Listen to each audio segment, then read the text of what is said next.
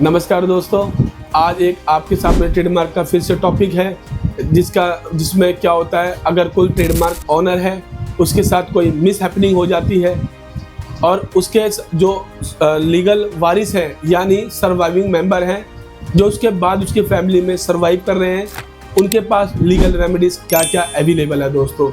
दोस्तों ज़्यादातर प्रॉब्लम कब आती है कि जो ज्वाइंट फैमिली होती है, ऑनर कोई और, पैसा किसी और ने लगाया, बिजनेस किसी और का चला कोई और रहा है, ठीक है ना, अकाउंट्स कोई और देख रहा है, ऑडिट कोई और कर रहा है। कहने का मतलब ये है कि ज़्यादातर ट्रेडमार्क के अंदर प्रॉब्लम तभी आती है और जब किसी के साथ कोई मिस हैपनिंग हो जाती है, चाहे हस्बैंड हो, चाहे वाइफ हो, चाहे बेटा हो या बेटी हो, किसी के भी नाम पे ट्रेडमार्क हो सकता है, उनके साथ कोई मिस हैपनिंग हो जाती है तो एक लीगल रेमेडीज होती है, लीगल तरीका होता है।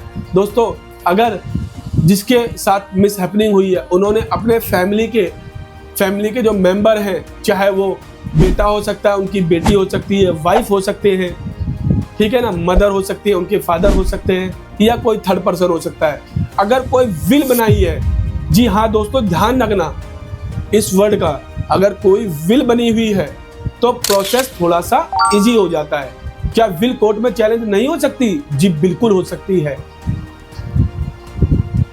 बिल्कुल हो सकती है, लेकिन आपको कोर्ट के अंदर जब विल चैलेंज करनी पड़ेगी, सबके साथ सबको नोटिस इशू किए जाते हैं, जितने सर्वाइविंग मेंबर है सबको नोटिस इशू किए जाते हैं, सबसे ऑब्जेक्शन पूछे जाते हैं। अगर किसी के पास नोटिस नहीं जाता है तो न्यूज़पेपर में भी ऐड निकाला जाता है किसी केस में, तो कि भाई ऐसे ऐसे ये प्रोबेट विल बन रही है और ये लीगल प्रोसेस है। और जो विल को प्रोबेट कोर्ट के माध्यम से किया जाता है, कोर्ट के न्यायालय के माध्यम से जजमेंट एक ऑर्डर पास होता है और जो ट्रेडमार्क रजिस्ट्री है उस ऑर्डर की डिमांड करती है, देन उसके बाद ही उस ट्रेडमार्क के जो लीगल ऑनर है वो क्रिएट होते हैं, ठीक है ना।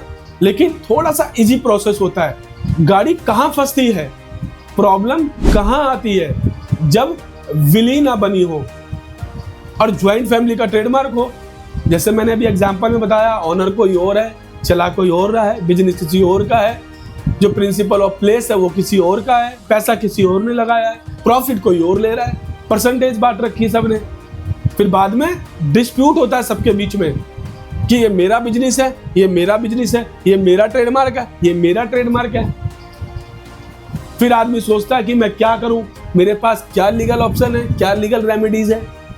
दोस्तों, अगर ऐसी भी बात है और विल नहीं बनी है तो सबसे पहले जो ट्रेडमार्क रजिस्ट्री है आपसे सक्सेशन सर्टिफिकेट, जी हाँ दोस्तों, सक्सेशन सर्टिफिकेट की डिमांड कर सकती है आपसे। देन उसके बाद क्या होगा, सक्सेशन सर्टिफिकेट के बाद हो सकता है आपसे एसएमसी यानी लीगल सर्वाइविंग मेंबर सर्टिफिकेट, इसकी भी डिमांड हो सकती है आपकी। और ऐसा नहीं है खाली ट्रेडमार्क ही है, आपकी कोई अदर प्रॉपर्टी भी है, जैसे टेंजिबल प्रॉपर्टी है या इंटेंजिबल प्रॉपर्टी है, तो दोनों केसों में आपसे प्रोबेट विल की जो प्रोबेट है वो मांग सकते हैं प्रोबेट। लेकिन मैं यहाँ पे सिर्फ ट्रेडमार्क की बात कर रहा हूँ, तो मैं सिर्फ ट्रेडमार्क के लिए ही बताऊंगा। जो ट्रेडमार्क रजिस्ट्री है वो प्रोबेट जो है ऑर्डर मांग सकते हैं, सक्सेशन सर्टिफिकेट मांग सकते हैं, यहाँ तक एसएमसी सर्टिफिकेट जिसको मैंने बताया है, सर्वाइविंग मेंबर सर्टिफिकेट, आपसे इसकी भी डिमांड की जा सकती है। और कोर्ट में जो आपने लीगल ऑनरशिप की एप्लीकेशन ट्रेडमार्क रजिस्ट्री में डाली है उसमें आपके साथ में कोर्ट की हियरिंग भी आ सकती है।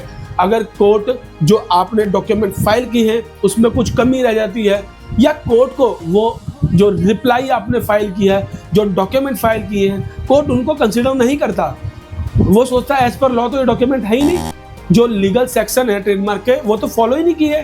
क्यों? क्योंकि आपने एडवोकेट के पैसे बचाए। जी हाँ दोस्तों, आपने खुद काम करने की सोचा कि मैंने पढ़ाई लिखाई कर रखी है, मैंने लॉ कर रखी है। दोस्तों, खाली इन चीज़ों से नहीं होता, लॉ की बहुत अच्छी नॉलेज होनी चाहिए और उसको प्रैक्टिकल भी आना चाहिए आपको, देन तभी आप कर पाएंगे। जैसे आपका कोई फैमिली डॉक्टर होता है वैसे ही आपके पास में फैमिली कोई एडवोकेट भी होना चाहिए, वही ट्रेडमार्क का प्रोसेस पूरा कंप्लीट करेगा।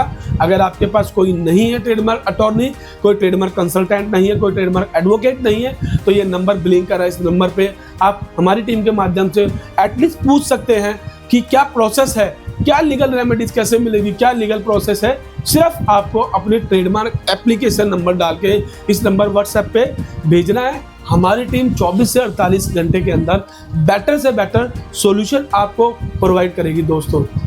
तो दोस्तों ध्यान रहे कि अपना राइट कभी आप मत छोड़िए और दूसरे का राइट कभी मत लीजिए। जी हाँ, बस कंडीशन है, लॉ को फॉलो कीजिए।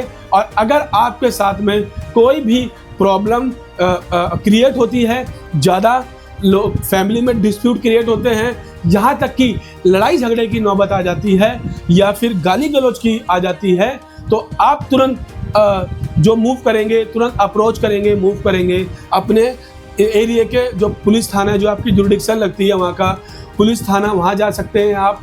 और नियर बाय जो आपके डिस्ट्रिक्ट कोर्ट है, आप वहाँ पर भी अप्रोच कर सकते हैं, एप्लीकेशन फाइल कर सकते हैं, कोर्ट में पिटीशन डाल सकते हैं किसी भी एडवोकेट के माध्यम से। बट आपको उस अपना राइट बिल्कुल भी नहीं छोड़ना है दोस्तों। इससे ज़्यादा मैं वीडियो लंबी नहीं करूँगा क्योंकि मुझे पता है आपका भी ये टाइम बहुत ज़्यादा इंपॉर्टेंट है दोस्तों। ज़्यादा नॉलेज, लीगल नॉलेज लेके इस नंबर पे आप जुड़ सकते हैं दोस्तों प्लीज़ इस वीडियो को आप शेयर करिए, इस वीडियो को लाइक कीजिए और चैनल को सब्सक्राइब जरूर कीजिए। आपका ट्रेडमार्क से रिलेटेड कोई भी क्वेश्चन है, trademark opposition, trademark counter, trademark filing, trademark court की हेयरिंग, ट्रेडमार्क का कोई भी क्वेश्चन है, इस नंबर पे आप एप्लीकेशन नंबर भेज के हमसे पूछ सकते हैं दोस्तों। अगेन इस चैनल को आप सब्सक्राइब जरूर करें। धन्यवाद दोस्तों।